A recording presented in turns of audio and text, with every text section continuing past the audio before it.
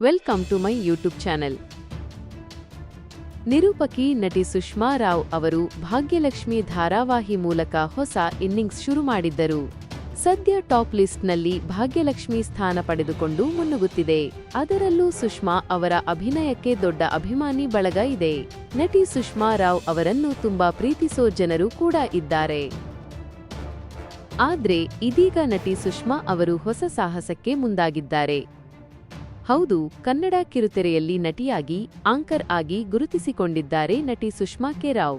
Colours Kannada ವಾಹಿನಿಯಲ್ಲಿ ಪ್ರಸಾರವಾಗುತ್ತಿರುವ ಭಾಗ್ಯಲಕ್ಷ್ಮಿ ಸೀರಿಯಲ್ನಲ್ಲಿ ಭಾಗ್ಯ ಆಗಿ ಸುಷ್ಮಾ ಕೆ ರಾವ್ ಅಭಿನಯಿಸುತ್ತಿದ್ದಾರೆ. ಶೂಟಿಂಗ್ ಬ್ಯೂಸಿ ನಡುವೆಯೂ ನಟಿ ಸುಷ್ಮಾ ಹೊಸ ಸಾಹಸಕ್ಕೆ ಮುಂದಾಗಿದ್ದಾರೆ. ಭಾಗ್ಯ ಆಲಿಯಾಸ್ ಸುಷ್ಮಾ ರಾವ್ ನಡೆ ಮೌಂಟ್ ಎವರೆಸ್ಟ್ ಶಿಖರದ ಕಡೆ. ಮೌಂಟ್ ಎವರೆಸ್ಟ್ ಹತ್ತಬೇಕು ಅನ್ನೋದು ಸುಷ್ಮಾ ರಾವ್ ಅವರ ಬಹುದಿನಗಳ ಕನಸು. ಹಾಗಂತ ಈ ಬಾರಿ ಅವರು ಹೋಗ್ತಾ ಇರೋದು ಮೌಂಟ್ ಎವರೆಸ್ಟ್ ಹತ್ತೋಕೆ ಅಲ್ಲ, ಬದಲಾಗಿ ಮೌಂಟ್ ಎವರೆಸ್ಟ್ ಬೇಸ್ ಕ್ಯಾಂಪ್ಗೆ, ಅದು ಒಂಟಿಯಾಗಿ.